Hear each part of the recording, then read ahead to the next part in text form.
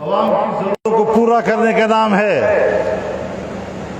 اذا اراد اللہ بعبدہ خیرا یصرف حوائج الناس الیہ، جب اللہ تعالیٰ اپنے بندے کے ساتھ خیر کا ارادہ فرماتا ہے تو لوگوں کی ضرورت نہیں۔ آپ نے مجھے اسلام کے لیے ووٹ دیا ہے، تھانے کے لیے تھوڑا ہی دیا ہے۔ آپ نے تو مجھے اسلام کے لیے ووٹ دیا ہے، نوکری کے لیے تھوڑا ہی دیا ہے۔ نہیں، اب ان کا حق ہے کہ وہ آپ کے پاس آئے اور آپ لوگوں کی خدمت کریں، اور انشاءاللہ میرے کارکن کے پاس عام آدمی کی خدمت کی صلاحیت بہت زیادہ ہے۔ وہ کام کے لیے اس سے رشوت نہیں لیتا، وہ کام کے لیے اس سے چھپتا نہیں ہے، اس کا مذاق نہیں اڑاتا، اس کو حقارت کی نظر سے نہیں دیکھتا۔ میں نے بڑے قوانین کو دیکھا ہے، بڑے بڑے برجوں کو دیکھا ہے میں نے، جو اپنی تقریروں میں کہا کرتے تھے یہ ہماری روٹیوں پر پلنے والے ملا آج ہمارا مقابلہ کر رہے ہیں، بخدا وہ اونٹ جتنے اونچے آج چھوٹی بکری کے قد پہ آ گئے ہیں، اور وہ چھوٹی بکری والے مولوی ملا آج اونٹ سے بھی اونچے قد کے نظر آ رہے ہیں۔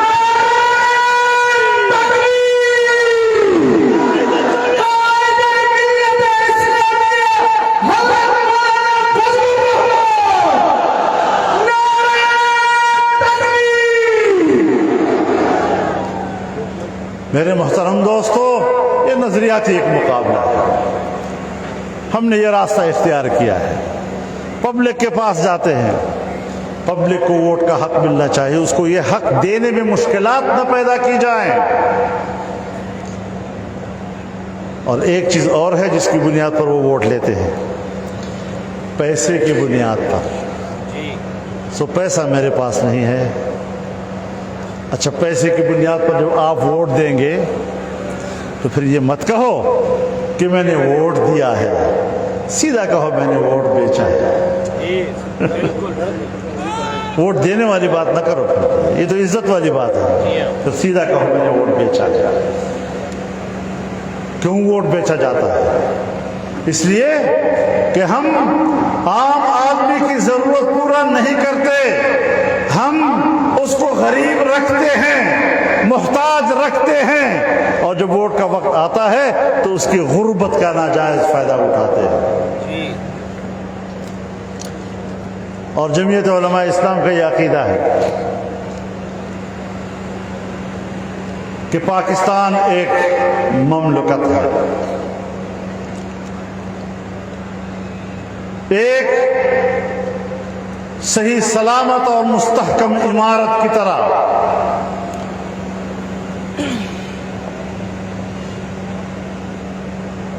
اور ایک تمدن ہے۔ بنی بنائی عمارت میں خرابی آ سکتی ہے، لیکن خرابی ٹھیک کی جاتی ہے، مکان نہیں گرائے جاتے۔ ایک چھوٹی سی خرابی کے لیے مکان نہیں گرائے جاتے۔ دیوار پھٹ گئی، بجلی کمزور ہو گئی، تاریں ٹوٹ گئی، پانی کا نظام خراب ہو گیا، اس کے لیے گھر گرائے جاتے ہیں یا مرمت کی جاتی ہے۔ تو پاکستان ایک مستحکم ملک ہے، ایک اسٹیبلشڈ اسٹیٹ ہے۔ خرابیاں بہت ہوں گی، لیکن ہم نے فیصلہ کیا کہ ہم ان خرابیوں کی طرف توجہ دیں،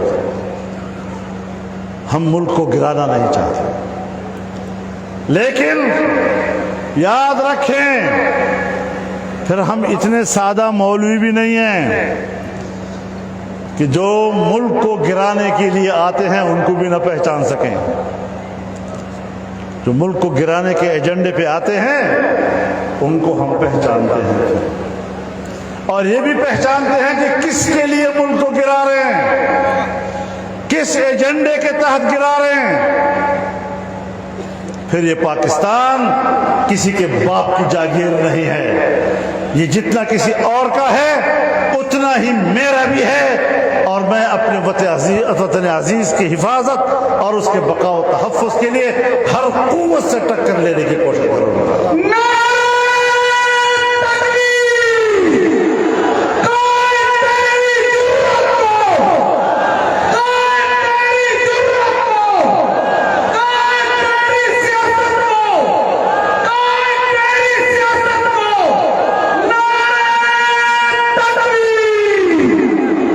میرے سندھ کے بھائیوں،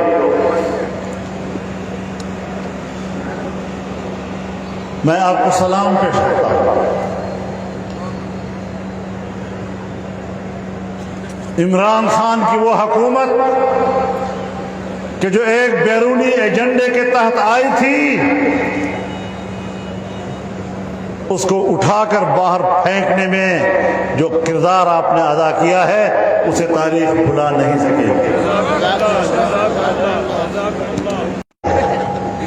ابھی کہتے ہیں کمیشن بناؤ، کمیشن بنائیں گے، لیکن اس بات پر نہیں کہ تمہیں باہر کی کون سی قوت نے اقتدار سے نکالا، نے نہیں، ہندوستان کے لوگوں نے بھی تمہیں پیسہ دیا ہے۔ امریکہ سے بھی جو پیسہ تمہیں ملا ہے، وہ پیسہ بھی تمہیں یہودیوں نے دیا ہے۔ اور اب فارن فنڈنگ کیس کے لیے روز عدالت پہ جاتے ہیں، نہ سنا جائے، نہ سنا جائے۔ کیوں نہ سنا جائے بھائی؟ اب تک ایک ایک کو جیل میں ڈالتے رہے۔ تم نواز شریف سے زیادہ مقدس ہو؟ تم شہباز شریف سے زیادہ مقدس ہو کہ وہ تو جیلوں میں رہے احتساب کے نام پہ، اور جب تیری باری آ گئی تو روزانہ کورٹ پہ جاتے ہیں، جی مجھے نہ سنایا جائے، مجھ سے نہ سنا جائے، میرے فلانا کیس نہ سنایا جائے۔ کرپشن اور پاکستان کی تاریخ میں جن حکمرانوں نے 70 سال تک قرضے لیے تھے، اس کی حد وہ نہیں ہے جو تم نے 4 سال میں قرضے لیے اور پاکستان کو قرضوں کے بوجھ تلے ڈال دیا۔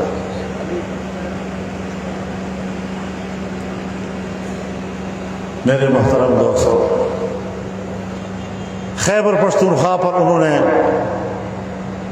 کوئی 9 سال سے حکومت کی۔ جب یہ آئے تو 100 سے کم ارب روپیہ قرضہ تھا، اور اس وقت 800 سے زیادہ ارب کا قرضہ ہے۔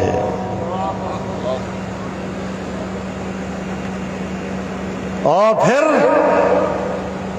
اسٹیٹ بینک کو آپ نے IMF کے نمائندے کے حوالے کیا، جو مصر میں بھی ان کے اسٹیٹ بینک کو تباہ کر چکا تھا، اور کہتے تھے کہ میں تو میرٹ پر لوگوں کو لاؤں گا جو باقاعدہ ایک ملک کی معیشت کا بیڑا غرق کر چکا ہے، تم نے اس کو لا کر ہمارے ملک کے مرکزی بینک پہ بٹھا دیا۔ نتیجہ کیا نکلا ہے کہ ہم نے وہ بینک IMF کے حوالے کر دیا۔ تم نے معاہدے کیے، اور معاہدے جن شرائط پر کیے، جو آج آپ کی معیشت کا ترجمان ہے تمہارا وزیر خزانہ، وہ جب آیا اس نے کہا کہ معاہدے غلط ہوئے ہیں، جو آج تمہارا دفاع بھی کر رہا ہے۔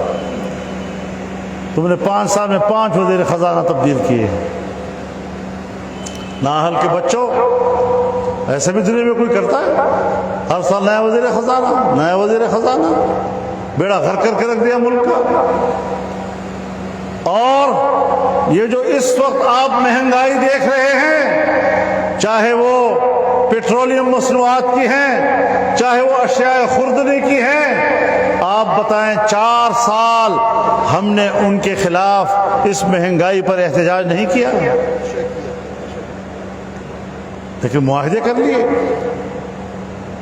اب یہ معاہدے در حقیقت آنے والی حکومت کے لیے مشکلات تھی۔ اب بات سمجھنے کی کوشش کرو، یا تو ہم چھوڑ دیتے اس کو کہ جو گند ہے وہ اس کے ہی سر پہ رہے، آج آپ کا ملک ٹوٹ چکا ہوتا یا ٹوٹ جاتا، اور ابھی خود کہا ہے کہ فوج آپس میں لڑے گی، پھر کہتا ہے ملک 3 حصوں میں تقسیم ہوگا۔ یہ کہاں سے وحی آ گئی اس کے اوپر؟ یہ خیالات کہاں سے پیش کر رہا ہے؟ سو ہم نے یہی فیصلہ کیا کہ جتنا جلدی ہو، جب تک ملک ہے اس سے واپس لیا جائے، اور واپس لیا، لیکن مہنگائی کا ایک بڑا بوجھ اس نے ہمارے سروں پہ لاد دیا تھا۔ اب ظاہر ہے غریب آدمی نے تو یہی دیکھنا ہے کہ آج حکومت کس کی ہے۔ عمران کی حکومت میں بھی ایسا تھا، شہباز کی حکومت میں بھی ایسا ہے، وہ تو لوگ کہیں گے، اس بیچارے کا تو کوئی قصور نہیں ہے، لیکن 4 سالوں کا گن اور 4 سالوں کی غلاظت اور 4 سالوں میں ملک کی معیشت کو دلدل میں پھنسانے کے بعد اس کو وہاں سے نکالنا کچھ وقت تو لگے گا بھی نا۔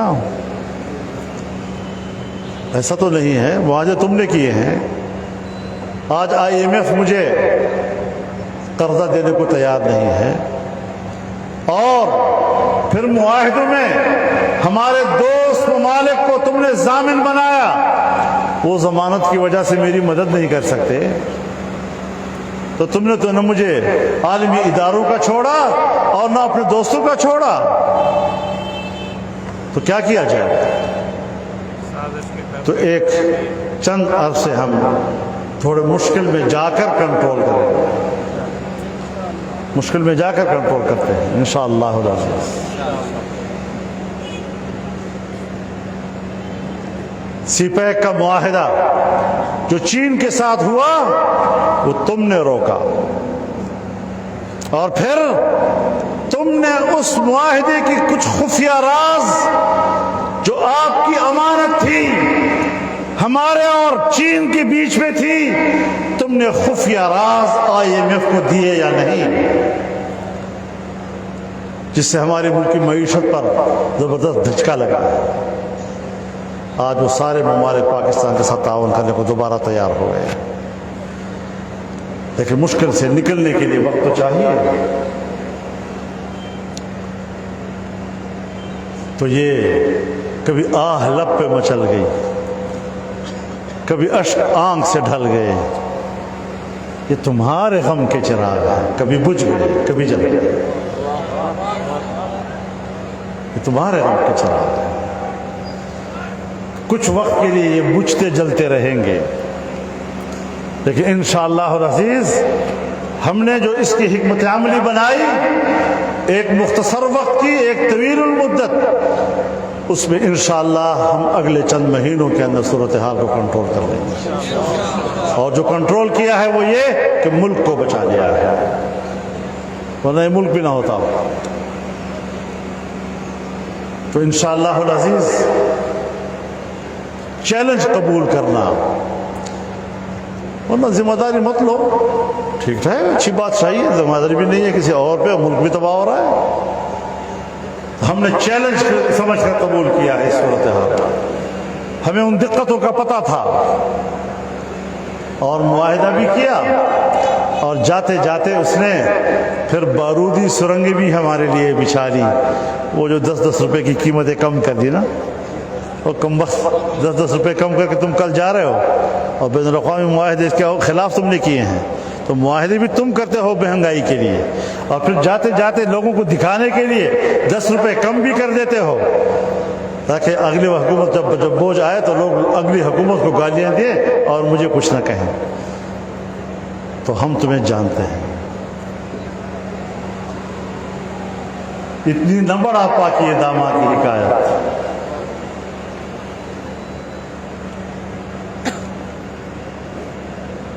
ہم آپ کی قد کو جانتے ہیں، آپ کے آبا کو جانتے ہیں، آپ کی شکل و صورت سے واقف ہیں، کہ شکل و صورت سے تم پاکستانی کم از کم نہیں لگتے۔ تو ایسی صورتحال میں انشاءاللہ حالات کا مقابلہ کریں گے۔ حکومت میں نہیں تھے تو تم مشکل تھے، اور 4 سال تمہارے ساتھ لڑائی لڑی، تمہیں اکھاڑ دیا، اب تمہارا گند مشکل ہے، اس گند کو بھی انشاءاللہ باہر پھینکیں گے اللہ کی مدد سے، اور قوم مطمئن رہے انشاءاللہ۔ میرے محترم دوستو، انہی حالات میں صوبہ خیبر پختونخوا میں بھی بلدیاتی الیکشن ہوئے، بلوچستان میں بھی ہوئے، اور جمعیت علماء اسلام کے ان کارکنوں نے بڑے بڑے برج الٹ دیے اور ان حکمرانوں کو شکست دی ہے۔ انشاءاللہ صوبہ سندھ میں بھی آپ ایک انتہائی اعلیٰ کارکردگی کا مظاہرہ کریں گے اور ان فقیروں پر اعتماد کریں گے۔ اللہ تعالی ہمارا حامی و ناصر ہو۔ وآخر دعوانا الحمدللہ رب العالمین۔